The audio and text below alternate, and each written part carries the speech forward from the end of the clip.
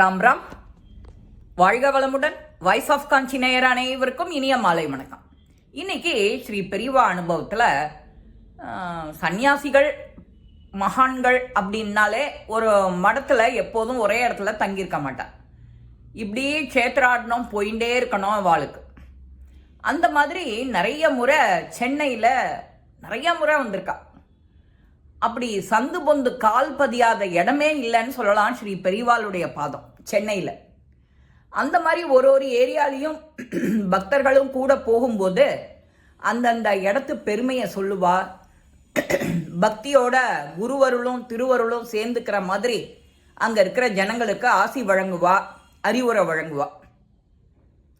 அந்த மாதிரி நங்கநல்லூரில் இப்போ திகழ்ந்து வழங்குற அந்த கோவில் ஒரு திருக்குளம். அந்த திருக்குளத்தை பார்த்துட்டு கொஞ்ச நேரம் கண்ணை மூடி அங்கே பார்க்குறா.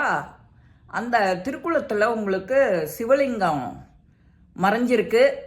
அங்கே அந்த சிவலிங்கத்தை எடுத்து நீங்கள் பிரதிஷ்டை பண்ணி நீங்கள் எல்லாருமா ஒன்று கூடி தான் திருப்பணி செஞ்சு குடமுழுக்கு செய்யணும் அப்படின்னு அறிவுரை வழங்குறது பெரியவாளுடைய வழக்கம். அந்த நங்கநல்லூருக்கே இப்போ அடையாளமாக திகழற அர்த்தநாரீஸ்வரர் கோவில் ரொம்ப பிரசித்தம். அது மாதிரி கர்நாடகாவில் அந்த ஸ்ரீமத் ராமானுஜர் ஒரு நாராயணர் கோவிலை கண்டுபிடிச்சார். இந்த மாதிரி மகான்கள் அவளோட ஞான திருஷ்டிக்குன்னே ஒரு சில கோயில்கள் எடுத்து காட்டியிருக்கா. இது 12ஆம் காலத்து நூற்றாண்டில் வந்த கோவில். அதை சரியாக மெயின்டைன் பண்ணாமல் வழிபாட்டுக்கு இல்லாமல் சிதிலம் அடைஞ்சு சேதமடைஞ்சு போன கோயில்களெல்லாம் கொண்டு வந்திருக்கா. அதே மாதிரி பெரியவா இன்னொரு தடவை நடந்துட்டு இருக்கும்போது ஒரு குமரமலை அந்த குரோம்பேட்டையில் குமரன் குன்றம் ஒரு மலையை அப்படியே அண்ணாந்து பார்த்தாலாம்.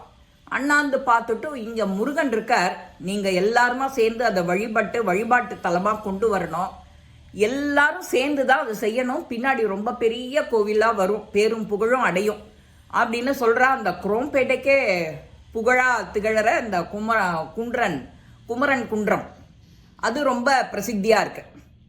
இந்த மாதிரி ஏராளமான கோவில்கள்.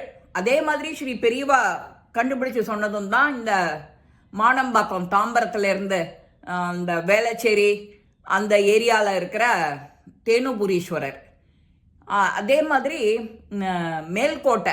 மேல்கோட்டையில் ஒரு அதுவும் நாராயணர் கோவில். அந்த நாராயணர் கோவிலை கொண்டு வந்ததும் ஒரு சிதம்பர சுவாமிகள்னு ஒருத்தர். இந்த மாதிரி மகான்கள் ஞான திருஷ்டியில் நிறையா கோயில்கள் நமக்கு நிறையா கிடச்சிருக்கு. அதோட இம்பார்ட்டன்ஸை அங்கே கூட வர பக்த கோடிகளும் ஊர் மக்களுக்கும் பெரியவா எடுத்து சொல்லிகிட்டே வருவாளாம். நீங்கள்லாம் தான் ஒன்று கூடி அங்கே குடமுழுக்கு செய்யணும், திருப்பணிகள்லாம் செய்யணும், சேர்ந்து செய்யணும், அதோட பக்தியை நீங்கள் பரப்பணும்னு குரு சொல்லும்போது உத்தரவு போடும்போது அவளுக்கெல்லாம் எவ்வளவு சந்தோஷமாக இருக்கும். அவ்வளவு சந்தோஷம் அந்த காலத்தில் இருந்திருக்கு. எல்லா ஜனங்களுக்கும் கூட போன அத்தனை ஜனங்களோட வாழ்க்கையையும் பாருங்கோ. அங்கே ஸ்ரீ பெரியவாளுடைய கண் பார்வை எல்லார் மேலேயும் பட்டிருக்கும். பெரியவாளுடைய கண் பார்வை யார் யார் மேலே பட்டாலும் அவளுடைய வாழ்க்கை அவ்வளவு அற்புதமாக தான் இருந்திருக்கு.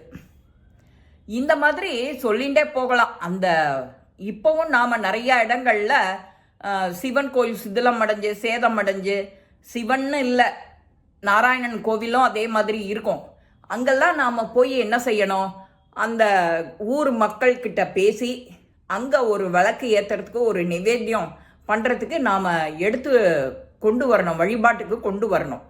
இந்த புதுசாக நம்ம கோவிலை கட்டுறதை விட சிதிலமாக அடைஞ்சு போன அந்த கோவில்களெல்லாம் பெரியவா அதைத்தான் சொல்கிறா. அதுக்கெல்லாம் மகிமை ரொம்ப ஜாஸ்தி. நம்மளுடைய முன்னோர்கள் பாதம் பட்ட இடம்.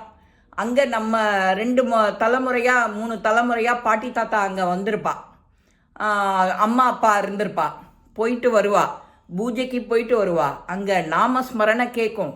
பக்தியோட அந்த துளின்னு சொல்கிறோம் இல்லையா, அந்த துளி பரவசம் அந்த காற்றுலேயே அங்கேயே இருக்கும். அதை நாம் சரியாக ஐடென்டி பண்ணி நாம் அதை எடுத்துட்டோன்னா நமக்கு எல்லாருக்குமே அந்த ஏரியாக்கே நல்லாயிருக்கும். இப்போ ஒரு இடத்துலையும் குமரகுன்றம், நங்கநல்லூர் இந்த மாதிரி ஒரு ஒரு இடத்துலையும் ஒரு ஒரு கோவில் பிரசித்தம் ஆயிடுது. அதே மாதிரி பிரசித்தம் ஆறதோட இல்லை, இப்போவும் எல்லாரும் அதை வழிபாட்டு தலமாக வச்சு பெரிய அளவில் வந்துட்டுருக்கு. நாமளும் போய் பார்க்குறோம். அந்த தேனுபுரீஸ்வரர் ரொம்ப விசேஷம். இந்த மாதிரி திருவிடமருதூர், மகாலிங்கேஸ்வரர் அந்த கோவில்களுக்கெல்லாம் போனோம். உத்திரகோசமங்கை இந்த மாதிரி அங்கே உத்திரகோசமங்கையில் 4 கும்பாபிஷேகமாக அதெல்லாம் போய் நாம் இந்த லீவில் ஒரு நாள் விசிட் பண்ணி சிவலிங்கத்தோட அருளை வாங்கிட்டு அந்த 48 நாள் மண்டலத்துக்குள்ளர ஒரு நாள் போகணும்னு சொல்கிறோம் இல்லையா, அதெல்லாம் நாம் ஃப்ரெண்ட்ஸாக சேர்ந்து போனோன்னா எல்லாமே நமக்கு கைகூடும்.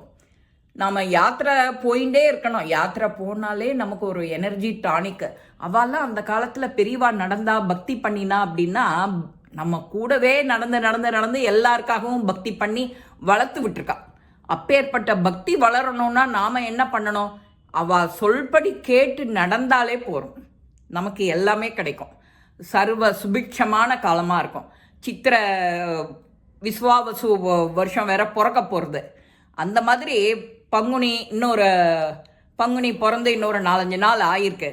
அதனால் அந்த பங்குனி முடிஞ்சு சித்திரை வரத்துக்குள்ளே எல்லாருக்கும் நல்ல காலம் பிறக்கணும், நல்லது நடக்கணும், பக்தி வளரணும் நாட்டில் அப்படின்னா இந்த மாதிரி விஷயங்களெல்லாம் நாம் படிக்கணும், கேட்கணும், அதை கொண்டு போய் அடுத்தவாக்கிட்ட சேர்க்கணும். அதுதான் ரொம்ப முக்கியம். இந்த பதிவு உங்கள் எல்லாருக்குமே பிடிச்சிருக்கோம். லைக் பண்ணுங்க, ஷேர் பண்ணுங்க, பெல் பட்டனை கிளிக் பண்ணுங்க, சப்ஸ்கிரைப் பண்ணுங்க, கமெண்ட்ஸ் பாக்ஸில் கமெண்ட்ஸ் போடுங்க. ஸ்ரீ மகாபிரிவா திருவடிகளே சரணம். நல்லதே நடக்கும். ஆனந்தமாக இருப்போம் நண்பர்களே. வாழ்க வளமுடன்.